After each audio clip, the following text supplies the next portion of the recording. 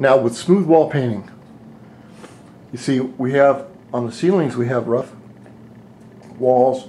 On the other walls that are rough. Over here, this is what's considered smooth wall, right here. Over here we can see this is considered rough texture right here, which is the fake Foc French painting deal that they put on here. This is another kind of texture. Remember, texture is only used to hold the paint on the wall from it running all the way off. Paint is generally, if you think about it, it's a kind of a liquid mud. And when we're talking about smooth finish, like right here, the best way to put smooth finish on, especially in the colder weather, is to put on one very light coat and watch it. And then put it either on another light coat and leave it, or put on 3 light coats until you get your SPA paint professional standard of 3 millimeters, which I put on about 3.5 millimeters. The trick when you're painting this is that after you put the paint on, don't just go to Europe for the weekend, okay, and come back and expect it to be right. That paint is always moving after you put it on here. You need to come back periodically, once every 3 or 4 minutes, and check it and make sure that it's not running down the wall. And if it is, you can see right there. Look at that. See that? No, that's not. Right over right here. Look. Can you see right here? Let's see. You see the paint is starting to run down. It's very easy to do this when you're on a smooth surface like this. Now, there are 2 ways to fix this. You can take your rag doll and run over to fix it, or another way to do it is wet your finger like this and go like this.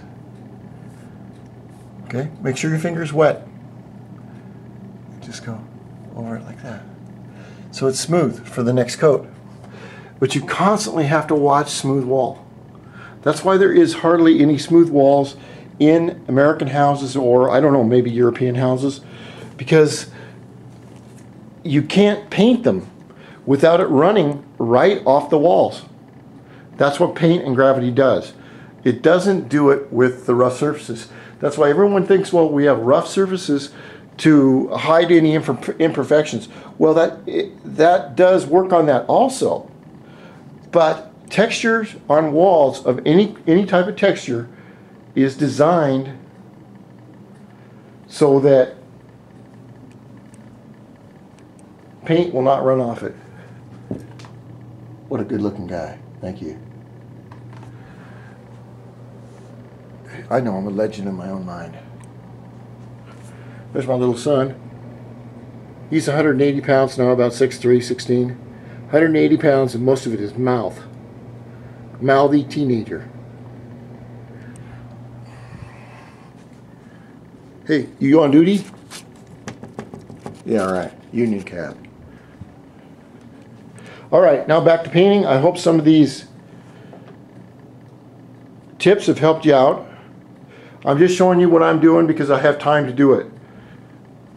I've lived here 17, 18 years, and we just have never had time to do it because we've been just working our asses off to stay afloat. So this has worked out, and I wanted to just pass along what skill I've learned to those people out there, and I wish that I had these kind of videos when I was first starting out. This room right here is done, and the kitchen is done, and you can see what a real difference the paint makes. But if you put the paint on correctly, then it makes a huge difference. I still have to do this window inset, and there's a bunch of touch-up I have to do. But remember, on all jobs, there can be 10, 20, 30 hours of touch-up.